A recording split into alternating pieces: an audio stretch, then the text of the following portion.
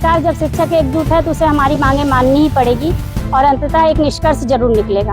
तब उसका कोई निष्कर्ष नहीं निकल रहा है कि प्रेरणा ऐप कायदे से काम करे, तो अटेंडेंस देने के बाद भी ऐसी सुविधाएं नहीं प्राप्त होंगी। अगर हमें कि पोर्टल सही से चले तो फिर वो समस्या वही की वही बनी रहेगी।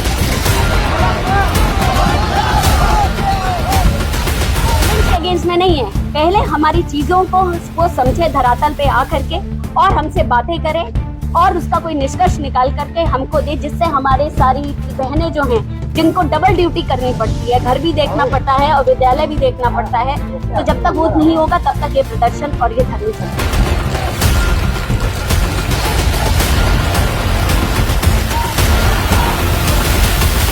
डिजिटल हाजिरी को लेकर शिक्षकों का आक्रोश थमने का नाम नहीं ले रहा है।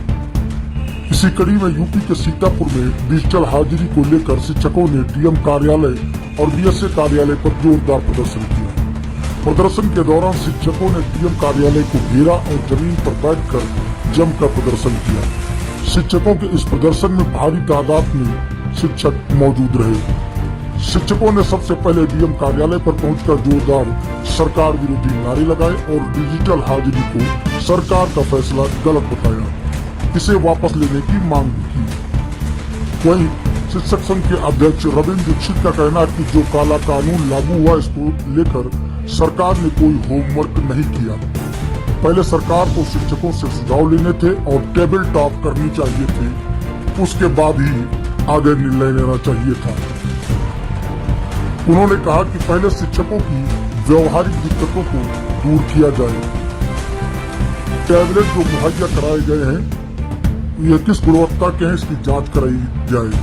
इतना ही नहीं, महिला शिक्षकों ने भी बीएसए कार्यालय पहुंचकर जमकर नारेबाजी की और बीएसए को एक मांग पत्र सौंपा, जिसमें उन्होंने मांग की कि इस काले कानून को वापस लिया जाए। इस दौरान भारी संख्या में शिक्षक और शिक्षिकाएं मौजूद रहे।